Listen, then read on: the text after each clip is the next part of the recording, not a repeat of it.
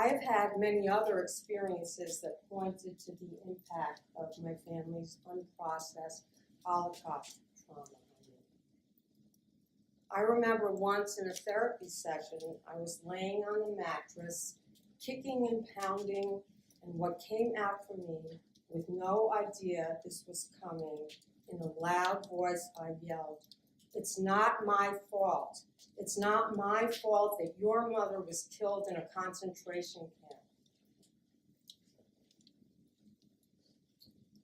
The intergenerational trauma transmitted to me unconsciously tells the story of one part of the terror I lived with.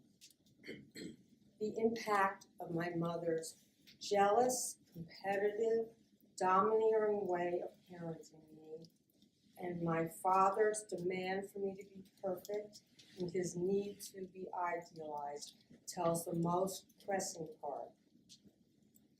I was terrified because my mother hated and resented me. I was terrified because my father's relating to me as someone I was not placed extreme pressure on me, pressure I could not withstand. The combination left me feeling like I was being killed alive. At my core, I live with that feeling, the feeling that I'm getting killed or I'm going to be killed. I couldn't specifically identify and name it until I was much further along in my quest of knowing myself. I clearly see now how that was a driving force in what I was defending against in order to survive. The way my parents did not acknowledge the impact upon them of the Holocaust parallels the way real communication did not occur in my family. Their failure to talk about it is a reflection of some of the same dynamics as their failure to relate to me as a whole and integral human being. There are many ways that denial was a way of life in my family, and the extent stuns me. A glaring example is how my parents dealt with my father's cancer. In August of the summer I turned 18, my mother informed me and my sister that my father had cancer. She told us he was going to die, but he does not know that, and we are not to tell anyone. She told us we all have to act when we are around him like he is going to get better and he will be cured. I was beginning college that fall, and I didn't know how I was going to go away and start school. I created the fantasy that he would live until the end of the next summer, and I would have that summer with him before he died. I went away to college, and I told nobody that my father was sick. I came back home for visits, and in March, when I came home for spring break, my father was noticeably very thin and more ill than on previous visits. When I went to him to say goodbye before leaving to go back to school, I gave him a hug. And feeling the warmth of his skinny body, I began to cry. He said to me, "Don't cry, don't be homesick. You'll be home before you know it, pussycat." My father knew as well as anyone I was not a kid who got homesick. He died a week late. Denial of reality is terrifying because it offers nothing to stand in, nothing to ground in. It creates craziness, madness, and no way to relate. It cuts off the possibility for actual human relatedness, care, and support.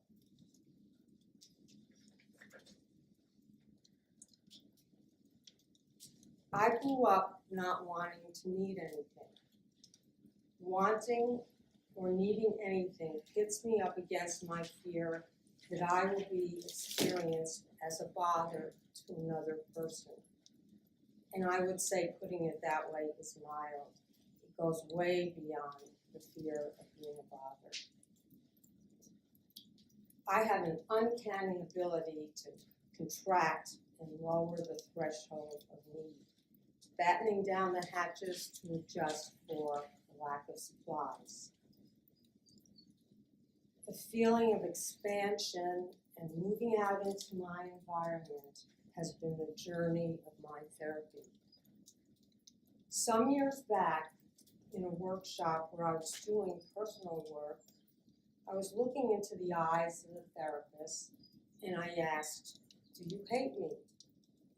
I could tell by his gaze that I was not hated. And then I looked into his eyes and I began to sob. And I said, "Why don't you hate me?" Fear is encountered in every risk. Any deep piece of growth in therapy involves encountering the associated risk and the fear of taking that risk. Whether one's wounding emanates from early experience or from later developmental periods, fear is always encountered in opening to new places and yet unfelt experience. In the therapy process, the client is dependent on the therapist to provide an environment where it is safe to explore such fearful places. It is vital for the therapist to stay present and be able to not only tolerate but embrace the deeply fearful states the client is experiencing. In bioenergetics, we have many techniques that can facilitate connection to felt experience. But these techniques can only be useful when the therapist can stay in the process and hold the experience of the client. This is not easy to do. Our own protective mechanisms and defenses may try to shield us from witnessing these difficult feelings. It may propel us into wanting to make it better. To work with people in their fear means that the therapist must be consciously engaged in accepting realities that may be terrifying and horrifying. Being able to do this requires that the therapist be able to stand firmly in themselves and a belief that standing for reality, no matter how difficult, is the place where healing can occur. Standing for reality, no matter how difficult, is the place where healing occurs. There are many different ways that fear is experienced and differences in the personal dynamics to which fear is a response. I'm going to share some case examples that depict 3 different ways that fear has been experienced and my approach to working with these 3 people. The first person I'll discuss, I will call Emily. Emily has had ongoing traumatic experience since early in life. Her parents were narcissistic and very, very cruel in their treatment of her. Her adaptation has been to dissociate from felt experience and to live in a severely constricted body. Essentially, she feels numb. And when she does feel something, she becomes overwhelmed and very vulnerable. She wishes for more and somewhere believes that there can be more, if even only in theory. And she wishes so much for real connection. The challenge in helping her connect more to herself has been that any small movement, breath, or gesture or suggestion of contact terrifies her. In order to establish a feeling of trust with me, it has been important to work very slowly and to point out the moment I see any kind of dissociative response, and in a soothing tone say to her that any connection to herself is scary and overwhelming because it brings her in contact with how she never had support her whole life. And it brings her into touch with the sheer, raw terror of that. As we have worked slowly to help her stay embodied and to help her understand the enormity of how traumatized she is, she makes forays into staying in her frightened self. And over time, she has been able to stay more in her experience. I'd like to say a little something, though, about what it's like for me when I work with her, because it often feels very painful to be with her. In my own therapy and in my ongoing work to connect more deeply with myself, I have experienced great terror, so I do know what it's like to be immersed in extreme fear. And I'm not saying that because I want to compare my fear with hers, because she has experienced far greater, horrible experience in life than I have. And if I told you some of what she's been through, I think you would really be shocked. But I'm not going to take the time to go into all of that right now. However, I am going to, at the IIBA conference, present her as a case in my workshop. But I was saying that because even though I know the value of having somebody stay with me when I'm going through my deep terror, it sometimes feels unbearable for me to stay with her. Sometimes I feel like I want to check out, or I want to scream, "Stop, it's enough, just stop."